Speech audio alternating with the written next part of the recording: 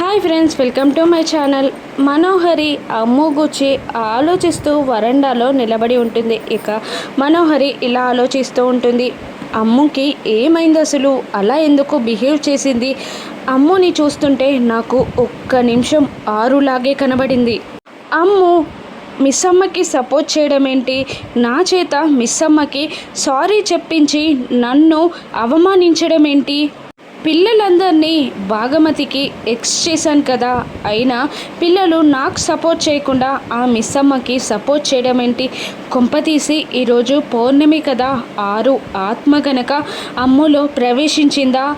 అమ్ములా మాట్లాడింది ఆత్మ అని టెన్షన్ పడుతూ ఉంటుంది మనుకి ఎలాగైనా బుద్ధి చెప్పాలని అమ్ములో ఉన్న ఆత్మ మనుని వెతుక్కుంటూ వరండాలో ఉన్న మనుని చూస్తే మను వెనకాలకి వచ్చి అమ్ము నిలబడి మను మను అని మను భయపడే విధంగా పిలుస్తుంది. ఇక ఎవరు నన్ను పిలిచేది అని మను భయపడి ఒక్కసారిగా అమ్ము దగ్గరికి వెళ్ళి మళ్ళీ భయపడి వెనకాలికి వచ్చి ఆ స్తంభాన్ని గుద్దుకొని చాలా వణికిపోతూ ఉంటుంది మనోహరి.